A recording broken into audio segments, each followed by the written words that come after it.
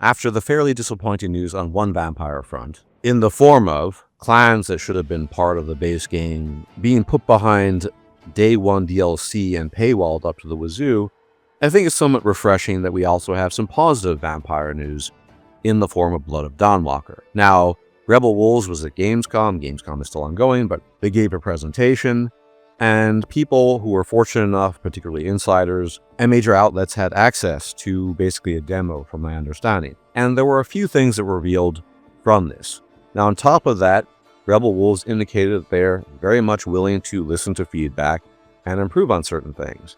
And this is best embodied in the changes they've made to the sword combat. And now there are two different options for the camera angle when you're playing as Cohen. One which is closer to Cohen, I think the original one, and one that is farther away, because that was requested and that was remarked upon. And it shows, again, the willingness of Rebel Wolves to listen to positive feedback and to make and implement changes. But what I found most interesting about what I regard as sort of new reveals was what was told to us by various larger content creators and major outlets regarding basically the quest we had seen a few months ago, but with some greater detail. In fact, as you can see in the gameplay here, it is revealed that this very old, wizened human being / zombie guy is in fact Mihi, this famous saint, this legendary figure from Baal Sangora. And these are not my words, I'm simply reporting what I heard from a major outlet. But according to one large-scale content creator, it was revealed, to him at least, that this Saint Mihi is not just a weird zombie or some weird normal human. He is in fact also a Dawnwalker, meaning a half vampire.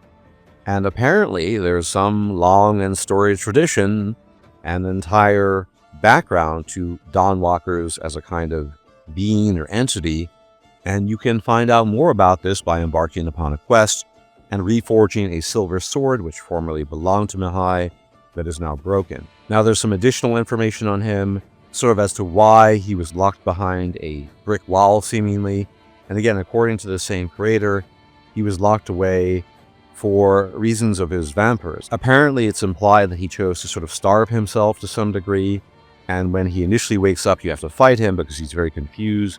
He confuses you for somebody else. Additionally, the horrific, monstrous-looking vampire you fight in the cellar turns out to be the caretaker for the quest that you embark upon. So there are a bunch of different things that have been revealed, and probably the biggest takeaway from all of this, although I was not privy to this, I'm simply reporting what I've heard from major outlets and other content creators, is that there are many, many different ways to approach this game. You can ignore everything and try to rescue your family at the outset, right off the bat, if that's what you're inclined to do. You can engage in deep investigation and try to figure things out. For example, discover the secret history of Dawnwalkers. Now, I don't know if there's a secret history, but it was implied, according to this one creator, that again, Mihi is also a Dawnwalker, and there's some history behind these entities, these beings, in Baal Sangora. You can do that. You can, in fact, choose to basically do everything as a mere human during the daytime, or you can, likewise, conversely, do the same thing, but as a vampire. There are many, many different pathways, and the whole message I'm getting from this game is essentially optionality. You should have a great deal of optionality concerning how you pursue quests, and really what you want to prioritize.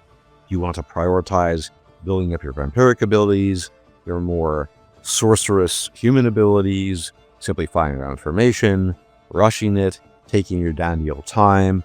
This seems to be what this game is optimized for, and I suspect it's going to be a situation where not necessarily that no two players have the same experience, but many different players will have many different experiences because, according to the director of the studio, not making a decision, simply ignoring a choice is also a choice, and the world will move forward and you will have to live with those consequences.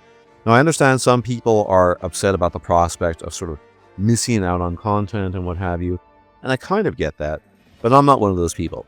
I tend to like to play games multiple times if I like them a lot, sometimes as many as 2, 3, 4, 5, or 6, depending on the game, and I'm all for this. If in fact there are things you can miss out on, then I will just do that on a separate playthrough and experience the game from a different perspective within the context of a different koan. I might decide to play primarily as a human in one playthrough than as a vampire. I might be more careful in one, less careful in another. These things seem to me like great options, especially if you're into replaying games, and I'm very much into that. So far, from the little that's been revealed, it's not too much. It sounds like they're making marked improvements, they're listening to feedback, and if the words of those who were privy to this demonstration video that they played are actually true, then there are many, many interesting secrets going on. And again, don't quote me, but according to this one guy I watched, Mihi, Saint Mihi, legendary saint of the Vale Sangor, is in fact a half vampire, a Dawnwalker. So maybe there's something going on with Dawnwalkers in general as entities. Who knows? Maybe they have a longer, interesting relationship to full-blooded vampires. We don't know. But I thought I'd bring this to your attention, the little bit we have learned. Because yes, it is pretty disappointing regarding Bloodlines 2. It doesn't look like a Bloodlines 2 game, but the worst of all of it is that it's paywalled behind very expensive DLC if you want to play Toreador and the Sombra. And at the very least, we have good reason to be hopeful in Blood of Dawnwalker if you like playing vampire games, and I certainly love it. So it's something to look forward to, and I will keep you in the know as much as I can regarding all news concerning Blood of Dawnwalker. Until then, thank you for tuning in, as always, and if you like my content and you like my takes, you can leave a like, comment, share, and subscribe. It's much appreciated, as it really helps out the channel, and I'll check you out next time. Take care.